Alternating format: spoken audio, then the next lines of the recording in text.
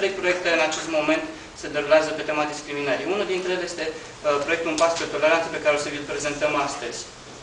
V-aș mai spune că problemele, și asta știți și dumneavoastră, problemele comunității romilor din Târgu Jiu sunt problemele societății în general, nu doar ale comunității. Și atunci noi toți trebuie să ne aplicăm mai mult către aceste probleme.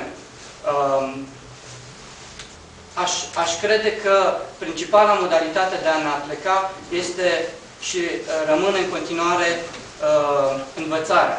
Fiindcă am vorbit despre educație, credem că aici este cheia succesului, să ne concentrăm pe generația foarte tânără. Pentru că dacă generația foarte tânără pleacă cu acele cutume despre care a vorbit domnul Pavel, e foarte greu să-i educi un pic mai târziu.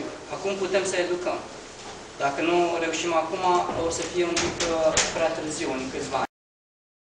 Proiectul este finanțat în cadrul programului ProCopil, cofinanțat de Ministerul francez al Afacerilor Externe și coordonat de Federația Organizațiilor Neguvernamentale pentru Copil România și Solidarité Laïque Franța.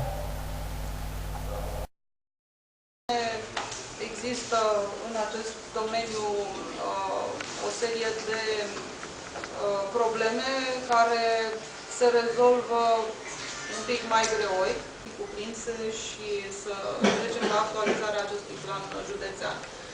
După cum vedeți, pe domeniul administrație publică și dezvoltare comunitară, comunicare și participare civică, există specificate aceste probleme, cum ar fi identificarea și rezolvarea problemelor cu care se confruntă comunitățile. În obiectivele principale aș evidenția faptul că 8 voluntari din comunitatea romă vor fi instruiți în tehnici de animație cu tinerii și copiii, tehnici folosite în centrele de vacanță din Franța. De asemenea, alți 25 de copii din comunitatea romă vor participa la cursuri de limba engleză calculatoare. Alt obiectiv este să contribuim la ceea ce v-am spus mai devreme, public awareness cu privire la problemele comunității romilor și mai ales ale copiilor și tinerilor din comunitate. Dar încheierea proiectului va consta într-un spectacol care se va desfășura în centrul orașului și va fi dedicat întregii comunități, spectacol realizat de tineri și copii din comunitatea romă. Continuitatea proiectului constă în ceea ce vom discuta în partea a doua a întâlnirii de astăzi, referitor la măsurile concrete pe care le putem implementa cu privire la situația educației în comunitatea romă. Deci, obligația noastră morală a romilor este ca acolo unde sunt aceste asociații și ONG-uri să le putem scoate în evidență și aduse la organele abilitate ca să se cunoască de structura partenerială a proiectului. Dacă nu veți reuși dumneavoastră care veți aplica pe fonduri pentru comunitatea romă, dar și noi ceilalți pe alte fonduri, să avem o structură partenerială foarte complexă, nu vom reuși să atragem aceste fonduri, chiar dacă ele sunt foarte mari, așa cum spunea domnul Pavel.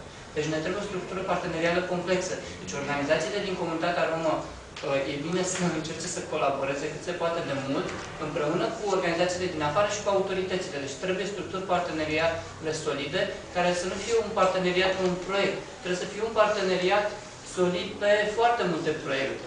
Deci nu un parteneriat doar semnăm o hârtiuță și suntem parteneri pe un proiect.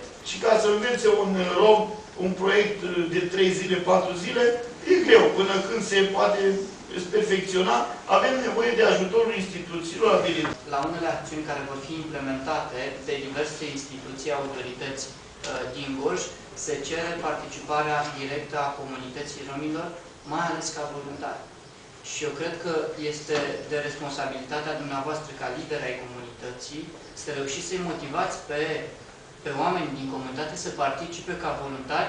Adică dacă ei nu participă la dezvoltarea propriei lor comunități, infrastructuri, atunci e greu de arătat cu degetul către administrația publică, etc. Da? Deci trebuie să învățăm să participăm. Unii în comunitate care învață să participe alături de experții noștri în instruirea propriilor lor colegi, propriilor lor tineri și copii un pic mai mici decât ei, ca vârstă. Deci ei participă ca voluntari. Dar e nevoie de întreaga comunitate pe ansamblu să participe ca voluntari. Și aș mai spune un lucru pe care l-am mai spus acum ceva vreme, conceptul acesta de a participa ca voluntar a fost după 1989 un pic uitat, pentru că a fost considerat ca un concept comunist, impus cu forța și că toată lumea participa la văruirea pomilor la poartă, etc. Pentru că așa cereau liderii comuniști. Nu e un concept comunist absolut deloc. Dacă ei îl implementau într-o formă sau alta, asta e o altă problemă. Dar e un concept cât se poate de vestic, da? Și trebuie să noi, ca și comunitate în general, să-l implementăm cât de mult putem și dumneavoastră în comunitatea română și mai mult.